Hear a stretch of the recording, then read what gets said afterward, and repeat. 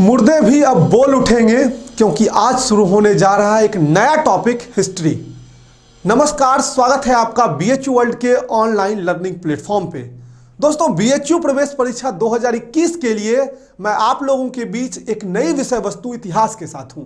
History एक ऐसा topic है, हिस्ट्री एक ऐसा सब्जेक्ट है जिसमें अधिकांश बच्चों को या तो नींद आ जाता है या वो बड़े ही नीरस भाव से पढ़ते हैं। लेकिन परीक्षा के दृष्टिकोण से यह विषय काफी महत्वपूर्ण है, क्योंकि साल दर साल परीक्षा के पैटर्न में भले ही कितना ही बदलाव क्यों ना होता हो, हिस्ट्री से जो क्वेश्चन का वेटेज रहता है वो मेंटेन रहता है, लगभग उतना ही रहता है। इसलिए हिस्ट्री को स्किप करके आप अपने प्रवेश परीक्षा में अच्छा नहीं कर सकते हैं। तो आपको पढ़ना पड़ेगा, चाहे आप निरस्ता से पढ़ें या नींद में पढ़ें।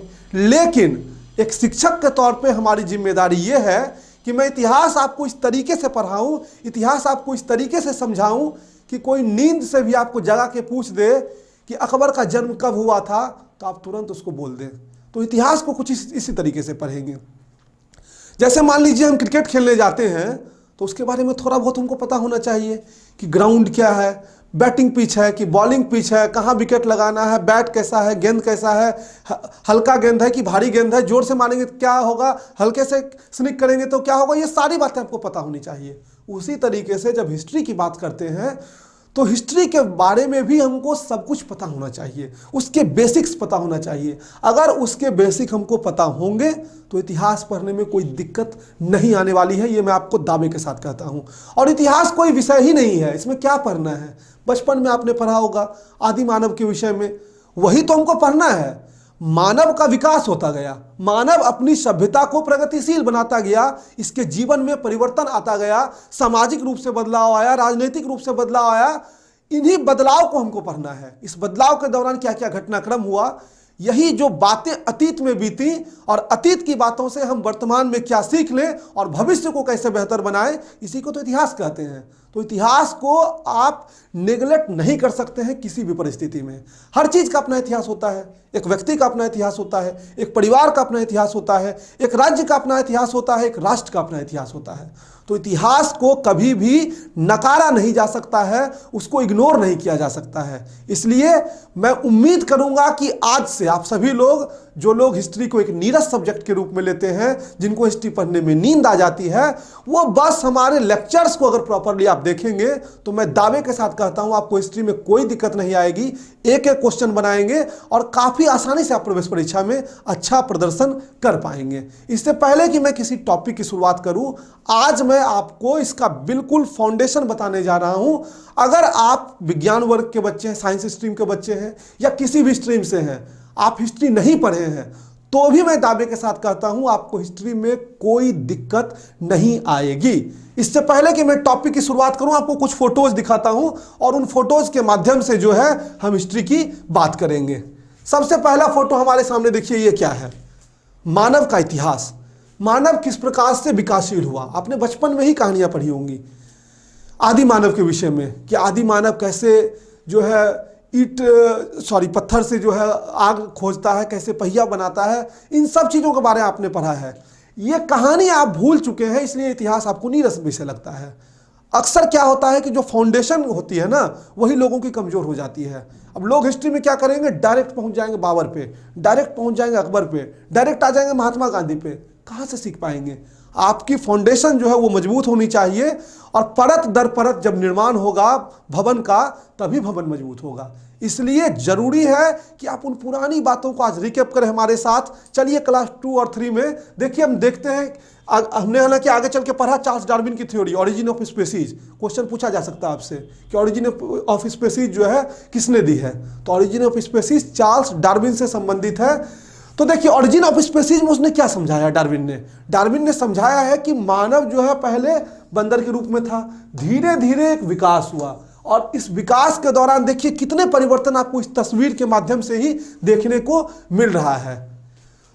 इन्हीं परिवर्तनों को हम एक क्रोनोलॉजी के वे में पढ़ेंगे, एकदम क्रम के अनुसार पढ़ेंगे, उसी को हिस्ट्री कहेंगे। एक दूसरी तस्वीर मैं आपको दिखाता हूं, थोड़ा तस्वीर खेलते हैं पहले, उसके बाद हम लोग शुरू करेंगे। ये देखिए क्या कर रही है, ये पत्थर से जो है औजार के रूप में उसका प्रयोग कर रहे हैं। हो सकता है उसका प्रयोग वो जानवर को मारने के लिए करें या आग निकालने के लिए करें। इन सारी बातों को आप ध्यान रखेंगे। बस देखिए ये क्या कर रही है आदि मानव, ये आदि मानव जो है पत्थर से अग्नि निकाल दिए, आग को निकाल दिए, तो ये भी हमको सीख लिए। और यहां देखते हैं कि जब आदि मानव थोड़ा विकसित होते हैं तो ये देखिए औजार का प्रयोग कर रहे हैं। इन्हीं सारी चीजों को हम हिस्ट्री में समाहित करने का प्रयास करेंगे। ये मैंने आपको इसलिए दिखाया कुछ तस्वीरें ताकि आप समझ सके कि क्रमिक रूप से विकास क्या होता है। पहली तस्वीर में देखा बंदर की तरह थे, धीरे धीरे मनुष्य इस रूप में आज से यानी 50,000 वर्ष पहले लगभग आ चुका था, तो इस रूप में मानव आ गया जिस रूप में आज हम और आप हैं। उसके बाद हमने देखा कि परिवर्तन के तौर पे पहले वो पत्थर का प्रयोग कर रहे थे, फिर देखिए अब वो भाले का प्रयोग कर रहे हैं। तो इन्हीं परिवर्तनों को हिस्ट्री में पढ़ना है और कुछ नहीं करना है। तो इन्हीं परिवर्तनों को आप जो है बारीकी से बस समझिए और लेक्चर को पूरा देखिए। किसी भी विषय की बात करते हैं तो पहले उसकी परिभाषा देनी होती है। अगर हम जैसे ही आपको बोलते हैं ज्योग्राफी की बात तो आपके मन में तुरंत घूमने लगता है, अरे ज्योग्राफी में ग्लोब रहता है, ठीक है, नदी पहाड़। तो उसी तरीके से जब मैं हिस्ट्री की बात करूं तो आपके मन में तुरंत आ जाना चाहिए अतीत की सारी घटनाएं, चाहे वो किसी भी विषय से संबंधित क्यों ना हो, वो सब इतिहास है। लेकिन उसमें भी कुछ टर्म्स एंड कंडीशन होते हैं। नए पद्धति के अनुसार इतिहास लिखा गया है, तो उन पद्धति के अनुसार किनको इतिहास मानेंगे। ऐसा नहीं है कि जितनी भी घटनाएं घटित हो गई वो सभी इतिहास है। कई पात्र इतिहास में गौण हो जाते हैं, उनका कोई विवरण नहीं मिलता है, तो इतिहास का हिस्सा नहीं है। उन्हीं बातों को हम ध्यान देते हैं जो महत्वपूर्ण है। तो इतिहास की अगर हम परिभाषा की बात करें तो इसकी परिभाषा कहती है बीती हुई घटनाओं को इतिहास कहते हैं, किंतु बीती हुई सभी घटनाएं इतिहास नहीं है। Past events are called history but not all past events are history. एक चीज के लिए आप निश्चिंत रहिएगा कि जब भी हम बात करेंगे किसी भी विषय के बारे में हिस्ट्री के, तो फुल्ली बाइलिंगुअल टर्म यूज करेंगे। अगर आप हिंदी माध्यम के छात्र हैं तो भी आपको कोई दिक्कत नहीं होना है, और अंग्रेजी माध्यम के छात्र हैं तो भी कोई दिक्कत नहीं होना है। दोनों ही टर्मों का हम यूज करेंगे।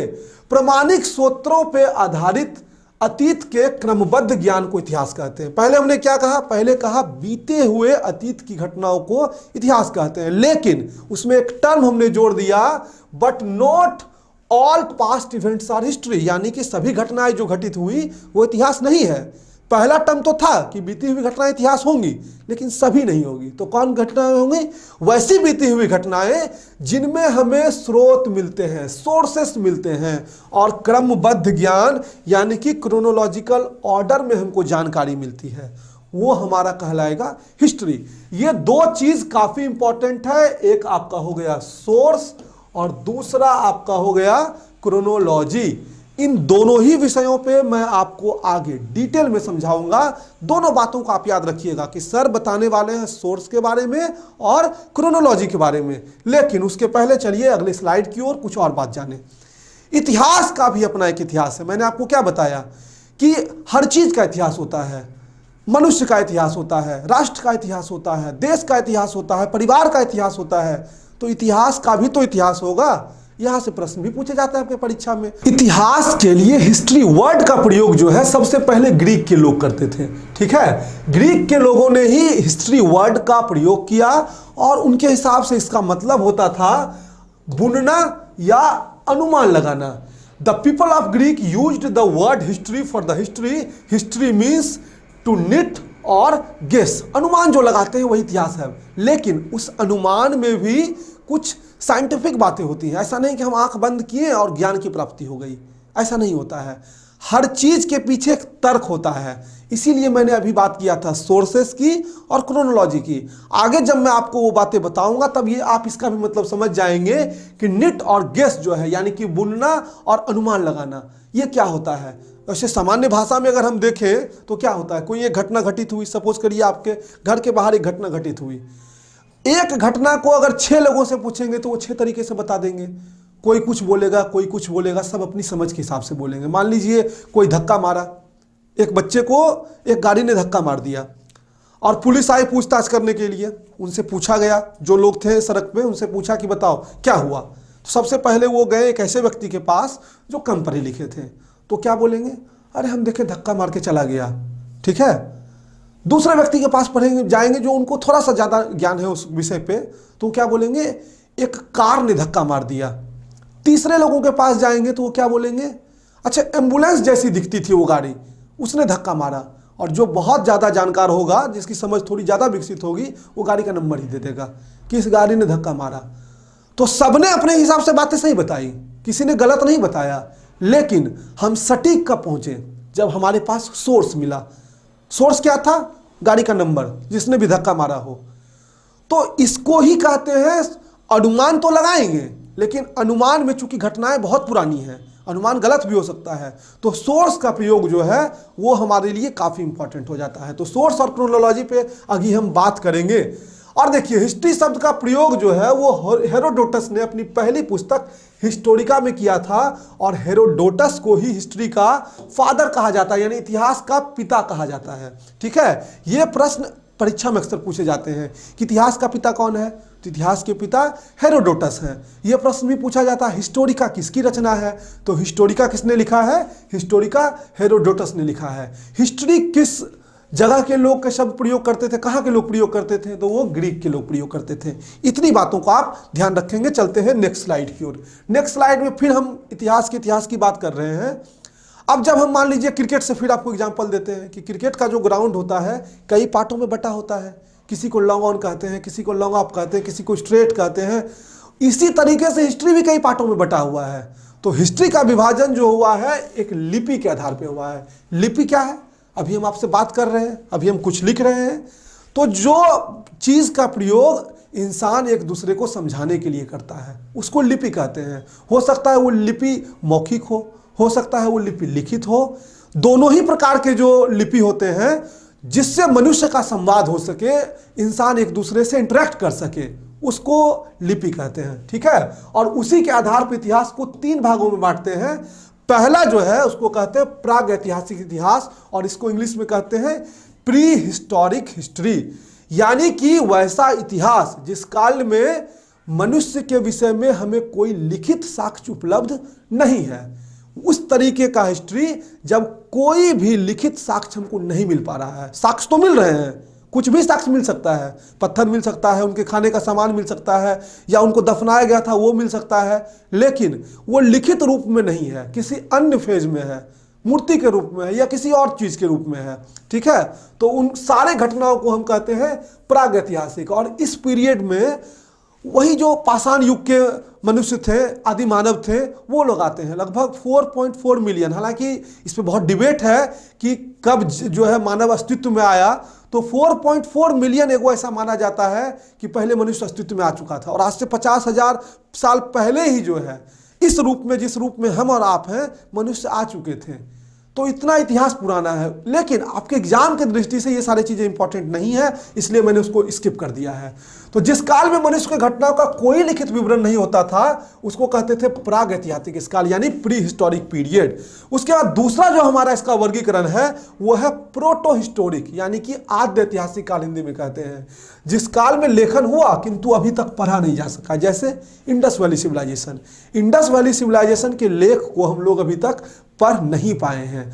तो 3 तरह के हिस्ट्री है, एक प्री हिस्ट्री, दूसरा प्रोटो हिस्ट्री, और तीसरा हिस्ट्री, यानी कि एक प्राग ऐतिहासिक, दूसरा आद्य ऐतिहासिक, और तीसरा जो होता है वो कहते हैं इतिहास जिस काल में लेखन हुआ और पढ़ा भी गया। यानी कि इंडस वैली के बाद के जो घटनाएं हैं जिसको कि हमने पढ़ा है, वैदिक एज के बारे में वेदों में हमें जानकारी मिलती है, तो वो सब जो है आपका आता है इतिहास में। हालांकि वैदिक एज जो है वो भी रखा जाता आद्य ऐतिहासिक में, क्योंकि उस समय का जो साक्ष्य है लिखित वो नहीं उपलब्ध है, वो ट्रांसमिट होता था, ओरली ट्रांसमिट होता था। वेदों का जो प्रचार हुआ है वो बोल बोल के हुआ है, वेदों की रचना जो है वो बाद में आके हुई है। तो वैदिक काल भी आपका आद्य ऐतिहासिक में ही आता है। लेकिन उसके बाद जब महाजनपद काल आया, जब उसके बाद आपका मगध साम्राज्य का उदय होता है, वो सब इतिहास में आएगा। आगे जब मैं सिलेबस को डील करूंगा तो आपको बताऊंगा। अभी बस मैंने आपको ये बताया कि इतिहास का वर्गीकरण किया गया है 3 रूप में, एक प्राग ऐतिहासिक, दूसरा आद्य ऐतिहासिक, तीसरा इतिहास। इस बात को आप समझिएगा। इसके बाद चलते हैं नेक्स्ट टॉपिक की ओर। देखिए, कुछ लोग लिखना भी चाहेंगे the period in which writing took place and could be red, तो ये भी आप लिख सकते हैं। इसके बाद चलते हैं नेक्स्ट स्लाइड की ओर। अब इसमें थोड़ा हम प्रागैतिहासिक के बारे में बात कर लें। प्रागैतिहासिक वही जो मैंने आपको बताया, लिपि के आधार पर जो इतिहास का 3 डिवीजन है उसमें एक है प्रागैतिहासिक, ठीक है, यानी कि प्री हिस्टोरिक पीरियड। अब प्री हिस्टोरिक पीरियड को भी जो है वो बांट दिया गया 3 पार्ट में। एक तो बांट दिया गया पैलियोलिथिक पीरियड, दूसरा बांट दिया गया मेजोलिथिक पीरियड और तीसरा बांट दिया गया नियोलिथिक पीरियड। लिथिक मतलब क्या होता है? लिथ मतलब होता है पत्थर, पैलियो मतलब होता है पुराना। तो पुराना जो पत्थर का, वैसे पत्थर युगीन वैसी सभ्यता जो पुरानी थी उसको कहा जाता है पूरा पाषाण काल हिंदी में, ठीक है। मेजो मतलब होता है मध्य, लिथिक मतलब मैंने बताया पत्थर, तो मध्य में जो थी उसको कहते हैं मध्य पाषाण काल। मान लीजिए हमने 1000 साल का जो है एक घटनाक्रम को रख लिया, तो कुछ तो होगा पुराना, जो सबसे पहले शुरू होगा सबसे पुराना होगा, जो बीच में होगा वो मध्य होगा, जो बाद में होगा सबसे नया होगा, उसको नव कहेंगे। तो उसी आधार पर इसको बांटा गया, इसमें कोई रॉकेट साइंस जो यूज नहीं किया गया है। और तीसरा जो हमारा है वो है नियोलिथिक यानी नव पाषाण काल। हम बात कर रहे हैं बहुत पुरानी, ठीक है। इसका कालखंड माना जाता है आज से 25 लाख वर्ष पूर्व, बीसी। बीसी मतलब होता है ईसा पूर्व। इस पे भी अभी हम जो है बाद में डिटेल में चर्चा करेंगे। तो आज से 25 लाख साल पहले ये कालखंड था, यानी आदिम मानव वाला कालखंड। इसको भी 3 भाग में बांट देते हैं पूरा पाषाण को, लोअर, मिडिल और अपर। उच्च पूरा पाषाण काल, मध्य पूरा पाषाण काल, निम्न पूरा पाषाण काल। लेकिन आपके लिए बहुत इंपॉर्टेंट नहीं है, लेकिन कुछ लोग होते हैं जो पढ़ लेते हैं, फिर हमको बाद में तंग करेंगे, सर ये तो आपने बताया नहीं था, इसलिए मैंने आपको बता दिया। अब देखिए, ये जो पूरा पाषाण काल था, पैलियोलिथिक पीरियड था, इसमें जो मानव था क्या थे? वो हंटर थे, फूड गैदरर थे, यानी कि शिकारी थे और भोजन इकट्ठा करने वाले थे, नोमैडिक लाइफ जीते थे, गैदरर थे, ठीक है। दूसरा जो मध्य पाषाण काल आया उसमें शिकारी भी थे, भोजन भी इकट्ठा करने वाले थे और वो पशुपालक थे। एक चीज देखिए ऐड हो गया, मैंने बोला ना कि एक क्रमिक विकास होता है इंसान का। तो पहले क्या करते थे? सिर्फ शिकार करते थे और अनाज को इकट्ठा करते थे। अब ये क्या कर रहे हैं? देखिए, एनिमल हस्बेंड्री करने लगे, यानी कि अब ये पशुपालन से भी जुड़ गए, एक स्टेप हम आगे गए। और जब नियोलिथिक में हम जाते हैं, यानी कि नियोलिथिक जिसका कि 5000 से 2000 ईसा पूर्व जो है बीसी टाइम पीरियड माना जाता है, ये टाइम पीरियड काफी विवादास्पद है, इस बात को ध्यान रखिएगा, क्योंकि हिस्ट्री में टाइमिंग को लेके, क्रोनोलॉजी को लेके अनेक तर्क दिए जाते हैं। तो एक चीज आप समझिएगा कि जब कभी आपको ऐसा अनुभव हो कि सर ने जो बताया है वो डिफर कर रहा है, तो एक चीज आप ध्यान रखिएगा कि सर का सोर्स जो होगा पढ़ने का वो अलग होगा। ऐसा नहीं है कि सर गलत बता दिए, आपके भी सोर्स होंगे पढ़ने के। तो आपको अगर ज़्यादा कन्फ्यूजन होगा तो आपको नंबर दिया गया है मेरा, मैसेज करेंगे, मैं उस पर आपको क्लियर कर दूंगा जो भी उसके आउटपुट होंगे, ठीक है। तो न्यूलिथिक एज जो है वो माना जाता है 5000 बीसी से 2000 ईसा पूर्व। और ये सब इतिहासकार जो है अलग अलग अपने एज देते हैं, लेकिन ये मान्य तिथि हम इसको मान के चलते हैं। तो इसमें क्या हुआ? इसमें हंटर और फूड गैदरर और एनिमल हस्बेंड्री ये तो मानव पहले से ही करने लगे थे। अब क्या किए? वो एग्रीकल्चर भी करने लगे, यानी कि अब कृषि कार्य भी करने लगे। आप एक अनुमान लगाइए, कृषि कार्य कैसे होगा? विकास होगा तभी ना। कृषि कार्य के लिए हमको क्या क्या चीज़ें चाहिए? हमको समय का ज्ञान चाहिए, किस समय कौन सा फसल लगाएं ये ज्ञान चाहिए, औजार चाहिए, उसको कटाई के लिए हमारे पास साधन होना चाहिए। तो विकास देखिए किस तरीके से हो रहा है, इसी विकास को हम पढ़ेंगे आगे चल के, बस अभी आपको इतना समझना है। नेक्स्ट स्लाइड की चलते हैं। ये जो 3 पार्ट था जिसमें कि हमने प्राग ऐतिहासिक को बांटा था, उसके अतिरिक्त भी 2 और टाइम है। एक को कहते हैं चालकोलिथिक एज यानी ताम्रयुगीन, जो कि 2200 से 800, कांसे का प्रयोग भी शुरू हो गया था इंडस वैली सिविलाइजेशन में, वो हम आपको पढ़ाएंगे। और एक हमारा है आयरन एज यानी लौह युगीन सभ्यता, ये 1500 से 600 बीसी के बीच माना जाता है। हालांकि इन सब चीज़ों का प्रयोग आज भी होता है, लोहे का प्रयोग आज भी हो रहा है, पत्थर का प्रयोग आज भी हो रहा है, लेकिन एक कालखंड में बांटा गया। बस इतना ही आपको समझने की जरूरत है। ये दोनों मैंने क्यों बता दिया कि अगर आपके सामने कोई पूछ दे हिस्ट्री जो बेसिक लेवल से, तो आप ऐसा ना चालकोलिथिक बोल दे। क्या होता है चालकोलिथिक? कुछ नहीं है कि एक युग है जिसमें कि तांबे का प्रयोग हम करते थे, और आयरन एज उसको कहते हैं जिसमें कि लोहे का प्रयोग करना सीख गए। तो उसके आधार पर हमने डिटरमाइन कर दिया कि आयरन एज है, ये चालकोलिथिक एज है, ये पाषाण युग है, इसमें पत्थर का प्रयोग करते थे। अभी का युग को हम मोबाइल युग क्यों कह देंगे? क्योंकि हम मोबाइल का प्रयोग कर रहे हैं, हम कैमरे का प्रयोग कर रहे हैं, तो कुछ भी कह सकते हैं, कैमरा युग कह सकते हैं। तो इसी आधार पर ये डिवीजन है और कुछ इसमें याद करने लायक नहीं है, बस आपको समझने की जरूरत है। इसके बाद चलते हैं नेक्स्ट स्लाइड की ओर। अभी तक हमने आपको पढ़ा दिया प्री हिस्ट्री के बारे में। प्री हिस्ट्री को पढ़ाया ना, 3 पार्ट में बताया कि प्री हिस्ट्री 3 पार्ट में बांटा गया है, एक पैलियोलिथिक, दूसरा मेजोलिथिक, तीसरा नियोलिथिक। उसमें भी हमने बताया थोड़ा सा 2 और आपको, एक बता दिया चालकोलिथिक और आयरन एज, वो दोनों उससे अलग है। प्री हिस्ट्री के बाद जो हमारा अगला पोर्शन था वो था प्रोटो हिस्ट्री। आपको याद होना चाहिए हिस्ट्री भी 3 पार्ट में डिवाइडेड था, प्री हिस्ट्री, प्रोटो हिस्ट्री और हिस्ट्री। प्री हिस्ट्री में हमारे पास लिखित साक्ष्य ही उपलब्ध नहीं है। प्रोटो हिस्ट्री में क्या है, लिखित साक्ष्य है लेकिन पढ़ा नहीं गया है। तो इसी की बात कर रहे हैं। प्रोटो हिस्ट्री में जो है मानव का विकास हुआ, मानव ने लिखना सीखा, लेकिन उनके लेख को हम आज तक पढ़ नहीं सके हैं, अनुमान लगा रहे हैं। ये इंडस वैली सिविलाइजेशन के कुछ स्क्रिप्ट जो है वो आपके सामने मैंने रखे हैं फोटो के रूप में, आप देखिए और इसको समझिए। क्या पढ़ पा रहे हैं? है कोई ऐसा विद्वान हमारी कक्षा में जो इसको पढ़ ले? उसको पढ़ लेंगे तो आप इंडिया लेवल पे फेमस हो जाएंगे, क्योंकि आज तक इसको पढ़ने का प्रयास जारी है, कोई पढ़ नहीं पाया है। क्यों? क्योंकि इंडस वैली सिविलाइजेशन का जो लिपि है हम लोग मानते हैं भाव चित्रात्मक यानी पिक्टोरियल है। देखते हैं इसमें कई फोटोज बने हैं। और मैंने बोला था ना कि हिस्ट्री में जो है अनुमान लगाते हैं। अभी मैंने शुरू में हिस्ट्री की जब परिभाषा दी थी आपको बताया था कि हिस्ट्री में अनुमान लगाया जाता है। अब कुछ भी अनुमान नहीं लगाया जाता है। ये हमारे पास मिला इंडस वैली सिविलाइजेशन का जो है सील्स मुहर मिले, उस पे देखिए ये कुछ तस्वीरें हैं। अब इन तस्वीर के आधार पे हम अनुमान लगाएंगे कि मे बी उस समय इन जानवरों का प्रयोग किया जाता होगा, क्योंकि ये हमारे सोर्स हो गए। तो अब आपको समझ में आ रहा होगा कि सोर्स का क्या यूज है, अनुमान कैसे लगाते हैं। ऐसे नहीं कि सोए उठे अनुमान लगा लिए लिख दिए, ऐसा नहीं होता है। इसके बाद चलते हैं नेक्स्ट स्लाइड की ओर, जिसमें हम बात करेंगे हिस्ट्री की। तो हिस्ट्री तो मैंने आपको बताया जो कि आपको एग्जाम के लिए सबसे इंपॉर्टेंट है। हमारे पास लिखित साक्ष्य भी उपलब्ध है और इसको पढ़ा भी जा चुका है, ठीक है। तो उसको हम रखते हैं हिस्ट्री में। तो 3 पार्ट था हिस्ट्री का, वो क्लियर हो गया आपका। प्री हिस्ट्री, प्रोटो हिस्ट्री और हिस्ट्री यानी प्राग ऐतिहासिक, आद्य ऐतिहासिक और इतिहास, ये तीनों ही पार्ट आपका क्लियर हो गया। अब हम बढ़ते हैं नेक्स्ट स्लाइड की ओर। और मैंने बोला था आपको कि क्रोनोलॉजी और सोर्सेस के बारे में थोड़ा समझाएंगे। ये पॉइंट दोनों जो है काफी इंपॉर्टेंट है, इसको आप ध्यान से समझिएगा। क्रोनोलॉजी का मतलब क्या होता है? Arrangement of events and dates in order of their occurrence, यानी घटनाओं और तिथियों की व्यवस्था एक क्रम में। एक कोई घटना घटित हुई, उसका समय क्या है, दूसरी घटना घटित हुई उसका समय क्या है, तीसरी घटना घटित हुई उसका समय क्या है। मान लीजिए 3-4 घटनाएं घटित हुई, तो वो तीनों घटना का क्रम क्या है घटने का। इसी चीज को जब हम क्रमबद्ध तरीके से पढ़ते हैं इसको कहते हैं क्रोनोलॉजी। जैसे कोई एक व्यक्ति है तो उसके जीवन में भी क्रोनोलॉजी होता है। पहले वो बच्चा होता है, फिर वो स्कूल जाता है, स्कूल जाने के बाद थोड़ा बड़ा होता है, फिर नौकरी लेता है, फिर शादी होती है, फिर उसके बच्चे आते हैं। तो अब मान लीजिए किसी से पूछें कि पहले क्या हुआ, पहले वो बच्चा था, पहले उसके बच्चे आ गए। तो इसी चीज की जो जानकारी होती है हमको कि घटना कौन घटित हुई, कौन घटना पहले घटित हुई, कौन घटना बाद में घटित होगी, तो इसी को कहते हैं क्रोनोलॉजी।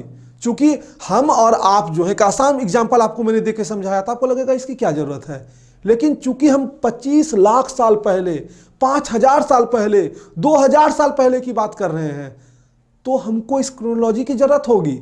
अक्सर घर में जब कोई 2 बच्चे, परिवार जब बड़ा होता है, मान लीजिए तो 2 भाई अगर हैं और कोई चचेरा ममेरा में कोई एक बच्चा हो गया और कोई इधर हो गया, तो दोनों का डेट ऑफ बर्थ में कंफ्यूजन हो जाता है। 1 दिन 2 दिन जो बड़ा छोटा होता है, कई लोग भूल जाते हैं। तो यहाँ तो सोचिए इतने साल पुरानी बात कर रहे हैं, तो हमको तो क्रोनोलॉजी चाहिए ही, तभी तो हम साइंटिफिक अध्ययन कर पाएंगे। और इसमें 2 टर्म आपको बार बार आएगा इतिहास में। हिस्ट्री पढ़ना है तो इन दोनों टर्म को आपको जानना ही पड़ेगा। एक है बीसी यानी बिफोर क्राइस्ट, कलर चेंज कर दे ताकि आपको दिखे, बीसी यानी बिफोर क्राइस्ट, और दूसरा हमारा एडी एन्नो डोमिनस। आपके परीक्षा में सीधे प्रश्न यहां से पूछा जाता है कि बीसी का मतलब क्या होता है। इसका मतलब होता है बिफोर क्राइस्ट, हिंदी में कहते हैं इसको ईसा पूर्व, और एडी का मतलब होता है एन्नो डोमिनस, और हिंदी में कहते हैं इसको ईसवी। अभी हम लोग किस साल में हैं? अभी हम लोग हैं 2020 में, ठीक है। और 2020 क्या है? ये है ईसवी, ठीक ना। ईसा पूर्व कौन होगा? तो आज से 2020 साल पहले और उसके 1 साल और पहले जाएंगे, यानी आज से 2021 साल पहले जाएंगे तो वो होगा ईसा पूर्व। अभी मैं इसके कंसेप्ट को आपको एक चार्ट के माध्यम से समझाऊंगा। थोड़ा सा आप पहले इन दोनों वर्ड को भी समझ लीजिए। बीसी का मतलब होता है बिफोर क्राइस्ट, और इसमें क्राइस्ट शब्द जो है थोड़ा बहुत कहीं ना कहीं धर्म का एंगल दे रहा है, जो क्रिश्चियनिटी से जुड़ा हुआ है। तो आधुनिक इतिहासकारों ने क्या कहा कि इसमें थोड़ा धर्म का एंगल है, तो एक नया शब्द लिख देते हैं, बच्चों को परेशान होना पड़ा। तो वो लोग लिखने लगे बीसीई यानी बिफोर कॉमन इरा, और दूसरा लिख दिए एडी के बदले सीई कॉमन इरा, यानी कि बीसी बराबर बीसीई, बीसी बराबर BCE दोनों एक है, कोई इसमें मतलब अलग नहीं है। और AD बराबर जो है वो होता है AD बराबर CE यानी कॉमन इरा। इन दोनों जो है वो सेम है, इसका भी मतलब ईस्वी, इसका भी मतलब ईस्वी, इसका मतलब भी ईसा पूर्व और इसका मतलब भी ईसा पूर्व। चूंकि इसमें धार्मिक एंगल था इसलिए इसको इन्होंने चेंज कर दिया, लेकिन परीक्षा में BC का फुल फॉर्म और AD का फुल फॉर्म पूछा जा सकता है, तो इसके भी आप फुल फॉर्म्स को ध्यान रखिएगा, क्योंकि अब इनका प्रचलन जो है न्यू बुक्स में बढ़ता जा रहा है। चलिए अब हम आपको चार्ट के माध्यम से वो BC और AD वाला कंसेप्ट जो है ज़्यादा अच्छे तरीके से समझाते हैं। ये देखिए, ये हमारे पास एक है फ्लो ऑफ टाइम। नदी की पानी जब बह जाती है तो वापस नहीं आती है, इसी तरह जब समय बीत जाता है तो समय वापस नहीं आता है। जब हम आपको पढ़ा रहे थे पैलियोलिथिक एज के बारे में, पूर्व पाषाण काल के बारे में, क्या बताए थे? आज से 25 लाख साल पहले की घटना है।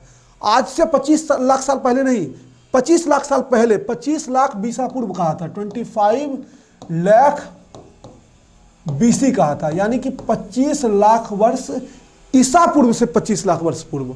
ठीक है, ईसा पूर्व यानी ईस्वी जो है अभी कितना है, ये है 2020, ये इसमें ऐड हो जाएगा, ये 25 लाख प्लस 2020 होगा, तब माना जाएगा आज से करंट टाइम में। इसमें हुआ क्या, ईसा के जन्म को जो है, ईसा मसीह के जन्म को बेस ईयर मान लिया गया कि इसके पहले की जो घटनाएं थी वो सब ईसा के पूर्व की घटनाएं हैं, धार्मिक एंगल से माना गया, और उनके बाद की जो घटनाएं, उनके जन्म के बाद की घटनाएं हैं, वो सब ईस्वी के अंतर्गत रखा गया। तो इसी को एक चार्ट के माध्यम से, एक इंटीजर के माध्यम से आप समझिए कि कौन घटना ज़्यादा पुरानी होगी। ये जो है आप ध्यान रखिएगा, जब हम हिस्ट्री शुरुआत करेंगे तो पढ़ेंगे कि 2350 में, 2450 में इंडस वैली सिविलाइजेशन था, तो 2450 ईस्वी नहीं है, 2450 BC है, 2350 BC मिलेगा वहां आपको पढ़ने के लिए। तो इसका मतलब हुआ कि 2350 BC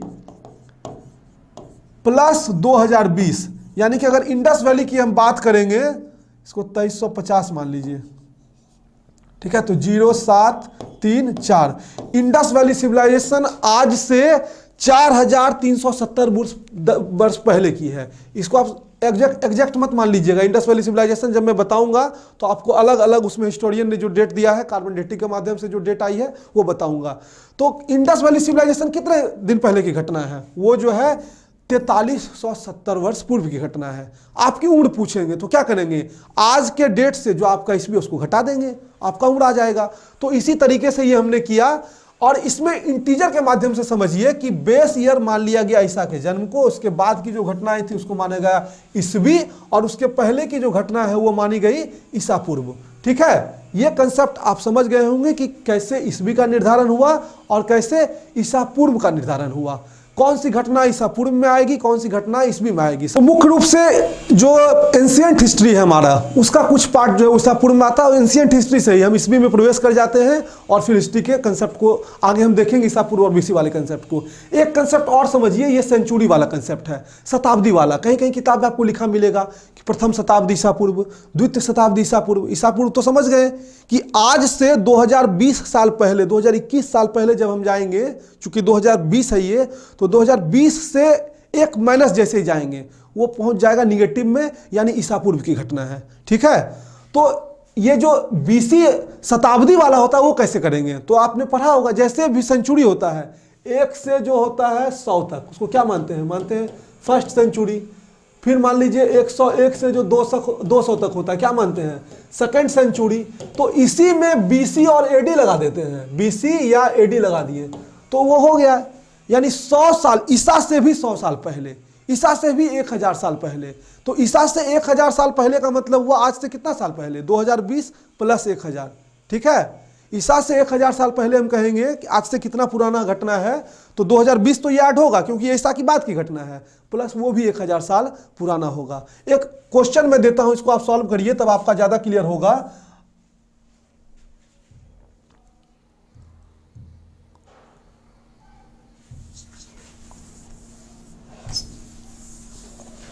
मान लीजिए 2 व्यक्ति है, एक का जन्म जो है हुआ 45 ईसा पूर्व में, 45 ईसा पूर्व यानी कि 45 BC में, और दूसरे का जन्म जो हुआ वह हुआ 60 BC में। तो आप बताइए पहले कौन घटना हुई होगी, 45 ईसा पूर्व वाली घटना पहले घटित हुई या 60 ईसा पूर्व वाली घटना घटित हुई। तो जब आप चार्ट बनाएंगे इंटीजर का तो देखिए 0 के बाद इधर आता है 1 2 3 4 5 6 7, लेकिन जब इधर जाएंगे तो ये होगा माइनस -2 -3 -4 -5। तो जो घटना पहले घटित हुई वो इधर की ओर बढ़ेगी, ठीक है। तो यानी जो बड़ा होता जा रहा है वो पहले घटित हुई। तो पहले किसका जन्म होगा? पहले 60 BC में जन्म होगा, तब ना 45 आएगा। तो आगे बढ़ रहा है ना फ्लो ऑफ टाइम। ये ईस्वी भले ही पीछे चला गया, लेकिन फ्लो ऑफ टाइम जो है वो तो हमारा आगे जा रहा है। तो पहले जन्म होगा 60 BC वाले का, तब जो होगा 45 BC वाले का। इस चीज को अगर आप समझ गए तो AD और BC का कंसेप्ट जो है वो आपका क्लियर है। इसके बाद हम चलते हैं नेक्स्ट, सेंचुरी वाला कंसेप्ट भी हो गया क्लियर। सेंचुरी वाला ही कंसेप्ट इसमें भी मैंने बताया था कि 1 BC से लेकर 100 तक जो है उसको करते हैं फर्स्ट सेंचुरी BC। मान लीजिए आपको बोला गया कि प्रथम शताब्दी ईसा पूर्व की घटना है, तो यानी वो घटना लगभग 1 से लेकर 100 साल तक, ईसा पूर्व की 100 साल तक है। अगर वही घटना 101 से 200 ईसा पूर्व तक होगी तो उसको कहेंगे सेकेंड सेंचुरी BC। बस ये BC ऐड कर देते हैं और इधर AD। एक चीज यहां ध्यान रखिएगा, अगर सिर्फ प्रथम शताब्दी लिखा मिला तो प्रथम शताब्दी का मतलब 1 से लेकर 100 तक होगा। माइनस में जब भी जाएगा तो BC का प्रयोग करेगा। अगर BC का प्रयोग नहीं किया है तो ऑटोमेटिक ही उसको AD माना जाता है। आज जब आप लिखते हैं कहीं 2020 तो कहीं लिखते हैं 2020 AD या 2021 AD, ऐसा नहीं लिखते हम लोग, 2020 लिखते हैं। सामान्य तौर पे वो समझा जाता है कि आज की घटना है। इसके बाद चलते हैं नेक्स्ट स्लाइड की ओर। अब हम सोर्सेस की बात करेंगे। दो चीज मैंने बोला था, एक तो क्रोनोलॉजी, दूसरा सोर्स। तो क्रोनोलॉजी वाला पोर्शन जो है वो आपका क्लियर हो गया। अब समझिए सोर्स वाला पोर्शन। कैसे हमको इतिहास की घटना पता चलेगी? कुछ तो आधार होगा। जैसे मैंने आपको दिखाया इंडस वैली सिविलाइजेशन वाला फोटो, वो मिला है। तो कैसे मिला? वो हमारा पूरा तात्विक स्रोत है, आर्कोलॉजिकल सोर्स है। और आर्कोलॉजिकल सोर्स हमें कैसे प्राप्त हुए? खुदाई से। एग्जीबिशन जब हुआ है जमीन के अंदर, जैसे आपका आज मान लीजिए घर बनने लगे, तो जब जमीन की खुदाई होगी तो देखिएगा उसमें कई चीजें निकल के आती हैं। कोई चूड़ी मिलेगा तो कुछ मिलेगा, कोई खाने का भी सामान मिल सकता है जो न सड़ा गला हो, अनेक चीजें, प्लास्टिक मिल जाएंगी। तो चूंकि ये हाल की घटना है तो इसलिए आपको वो सारी चीजें मिल रही हैं। जब बहुत गहरा खुदाई होता है या किसी ऐसे जगह पे जहां पे अभी जीवन अस्तित्व में नहीं है, रेगिस्तान में, कभी वहां जीवन अस्तित्व में होगा और खुदाई करेंगे तो हमें कुछ चीजें मिलेंगी। इससे हमें यह पता चलेगा कि यहां कोई ना कोई सभ्यता था जो पहले अस्तित्व में था और उसके बाद उसका विनाश हो गया। तो एग्जीबिशन से हमें जो प्राप्त होता है उसको कहते हैं खुदाई। इसका भी मैं अभी तस्वीर दिखाऊंगा। उसके बाद हमको इंस्क्रिप्शन से मिलते हैं। राजा रजवाड़े क्या करते थे? अपने लेख लिखवा के चिपका दिया करते थे, कभी पत्थर पे, कभी ताम्र पे। ताम्र मतलब तांबा, ठीक है, पत्थर, स्टोन। तो वहां लिखवा के जो रखते थे तो उसको कहते थे शिलालेख। शिला मतलब पत्थर, लेख मतलब राइटिंग्स। तो शिला पे जो लेख लिखवाए गए उसको कहा गया शिलालेख, इंस्क्रिप्शंस। और इंस्क्रिप्शंस के अध्ययन को कहते हैं एपिग्राफी। ये सब आगे मैं आपको बताऊंगा। उसके बाद न्यूमिस्मैटिक यानी सिक्का, सिक्कों के अध्ययन को कहते हैं न्यूमिस्मैटिक्स, ठीक है। तो जो सिक्के हमें मिले, सिक्के पे भी हमें कई जानकारी मिली। किसी का तस्वीर छपा हुआ है, कहीं पे जो है कुछ शब्द लिखा हुआ है, जैसे उसमें मान लीजिए लिखा रहेगा ओम, तो हम क्या आकलन लगाएंगे कि ये हिंदू धर्म से संबंधित है, ये शिव की पूजा करता होगा। हमारा ये अनुमान होगा। मैंने पहले ही बताया अनुमान लगाने का भी इतिहास में एक मापदंड है, ऐसा नहीं कुछ भी अनुमान लगा देंगे। तो ये सारी चीजें जो है हमको सोर्सेस के रूप में हम इसका यूज करते हैं। इसके अतिरिक्त भी लिखित साक्ष्य हमको मिलते हैं। जैसे वैदिक सिविलाइजेशन के बाद हमें वेदों की रचना हुई, तो वेदों की रचना हुई तो वेद हमें लिखित रूप में मिले, पुराण हमें लिखित रूप में मिले। तो पुराण भी तो मान लीजिए साक्ष्य होंगे ना। आज पेपर लिखित रूप में आ रहे हैं, तो आज से 5000 साल बाद ये पेपर साक्ष्य के रूप में होंगे। अगर मिल जाएगा तो आपका मोबाइल फोन साक्ष्य के रूप में होगा। तो इसी तरह जो है कुछ लिटरेरी सोर्सेस मिला, साहित्यिक सोर्सेस मिला, और उसके भी अलग अलग वर्गीकरण है। एक तो उसमें है रिलीजियस यानी धार्मिक ग्रंथ है, जिसमें बौद्ध ग्रंथ, जैन ग्रंथ, हिंदू ग्रंथ ये सब है। और दूसरा है नॉन रिलीजियस। नॉन रिलीजियस में क्या है? जैसे कालिदास कुछ लिखे, उस समय के समाज का चित्रण कर रहा है। चंद्रगुप्त मौर्य के दरबार में एक विदेशी यात्री आया, मेगास्थनीज, जो कि एक फॉरेन अकाउंट विदेशी यात्री था, तो उसने भी कुछ विवरण किया। तो जो गैर धार्मिक ग्रंथ हैं और जो विदेशी यात्रियों ने लिखे, उनके माध्यम से भी हमें इतिहास के विषय में पता चलता है। तो ये भी हमारे सोर्स के रूप में प्रयोग होते हैं। तो ये बातें जो मैंने आज आपको बताई, इसको बहुत बारीकी से समझिएगा क्योंकि बहुत इंपॉर्टेंट है। इसके बाद हम चलते हैं नेक्स्ट स्लाइड में, कुछ तस्वीर आपको दिखाते हैं। तस्वीरें क्या हैं? ये देखिए खुदाई हो रही है, एग्जीबिशन हो रहा है। ऐसा नहीं कि फवारा लिए खोद दिए, ये नहीं होता है। परत दर परत जो है ये खुदाई की जाती है और उसके हिसाब से देखा जाता है कि कहाँ क्या मिल रहा है। देखिए एकदम छोटा छोटा टेप के माध्यम से ये लोग चेक करते हैं कि कितने परत पे क्या मिल रहा है। एक परत मिट्टी बनने में इतना वर्ष लगा तो इतना परत जब जम चुका है तो कितने वर्ष लगा। क्रोनोलॉजी के हिसाब से उसका निकाला जाता है समय काल, कितना सामान ये पुराना हो सकता है, ये घटना जो घटित हुई कितनी पुरानी होगी। इतने रिसर्च के बाद आपके सामने बुक आता है हिस्ट्री का पढ़ने के लिए, वो भी पढ़ने में मन नहीं लगता है। चलिए नेक्स्ट फोटो देखते हैं। ये नेक्स्ट फोटो है पिलर का। मैंने इंस्क्रिप्शन के बारे में बताया, मैंने बोला राजा रजवाड़ा लिखा दिया करते थे, उसको कहीं चिपकवा दिया किए, तो इन्होंने पिलर बनवाया अशोक ने और उस पर देखिए अंकित करवाया। तो ये जो लिखा हुआ लेख है आज हमारे लिए क्या है, इतिहास है। इसमें कुछ बातें अंकित हैं, कुछ निर्देश दिए गए हैं जनता को, या अपनी कुछ इसने आदेश लिखे हैं। तो ये सब जो है सोर्स ऑफ हिस्ट्री के रूप में वर्क करता है। सोर्सेस को आप समझ रहे होंगे कि सोर्स किसको कहते हैं। मैंने बोला था आपको कि क्रोनोलॉजी और सोर्स दोनों को स्पष्ट रूप से समझना है। अब सिक्कों के बारे में मैंने बोला कि सिक्के भी सोर्स के रूप में काम करते हैं। मान लीजिए जमीन की खुदाई किए, इस तरीके से कुछ सिक्के मिल गए, उस सिक्के पे कुछ तो होगा। जैसे इस पे लिखा है पृथ्वीराज चौहान, इस पे ईस्वी भी लिखा हुआ है, तो हम मान सकते हैं कि उस क्षेत्र में पृथ्वीराज चौहान का शासन था, या वो क्षेत्र पृथ्वीराज चौहान के क्षेत्र से कहीं ना कहीं जुड़ा हुआ था, तभी तो सिक्के वहां पहुंचे। और ये सिक्का हो गया किसका, पृथ्वीराज चौहान का। तो ये हमारे लिए एक सोर्स के रूप में काम कर रहा है और किताबें तो हमारे पास हैं ही, वो है। तो ये था आपका बेसिक ऑफ हिस्ट्री, जिसमें कि मैंने आपको बताया कि इतिहास का उद्भव कैसे हुआ, इतिहास में किन किन बातों का हमको ध्यान देना है। अब जाके हमारे सामने जो नया टॉपिक आएगा वो आएगा भारतीय इतिहास का अध्ययन। अब हम एग्जाम की दृष्टि से पढ़ेंगे। आज जो बातें मैंने आपको बताई वो आपकी समझ की दृष्टि से था, आपके फाउंडेशन के लिए था, ताकि इतिहास पढ़ने में आपको नींद ना आए, इतिहास को आप समझ सके। इतिहास को जैसे ही समझना शुरू करेंगे एक एक क्वेरी जो है आपकी दूर हो जाएगी। और भारतीय इतिहास को हम 3 भागों में विभक्त करते हैं, ancient history, medieval history, modern history, यानी कि आधुनिक इतिहास, मध्यकालीन इतिहास और प्राचीन इतिहास। इसमें हम पढ़ेंगे इंडस वैली सिविलाइजेशन, वैदिक सिविलाइजेशन, ये सारी चीज़ों के बारे में, गुप्त के बारे में, मौर्य के बारे में, उसके बाद आप जो है बौद्ध के बारे में, जैन के बारे में। इसमें जो है हम पढ़ेंगे मुगलों के बारे में, मुस्लिम इरा में जो है दिल्ली सल्तनत आया, चूंकि मुसलमानों के आक्रमण से हम लोग जो है मेडिवल हिस्ट्री में इसको रखते हैं, और उसके पहले की घटनाओं को रखते हैं एंशिएंट में। और जब अंग्रेज आए तो मुख्य रूप से वो हमारे मॉडर्न का पार्ट है। तो मॉडर्न हिस्ट्री में पढ़ेंगे हम भारत के स्वतंत्रता संग्राम को, 1857 के रिवॉल्ट को। तो ये सारी चीज़ें अब आने वाले क्लासेस में हम सीखेंगे, और मेरा दावा है कि आपको एक एक बात समझ में आया होगा और आगे भी एक एक चीज आपका क्लियर होगा। आपके मन में कोई डाउट है तो वो हमको जरूर आप कमेंट बॉक्स में पूछिए। चूंकि आज का ये लेक्चर पब्लिक है, आगे के लेक्चर्स जो है वो ऐप के माध्यम से चलेंगे।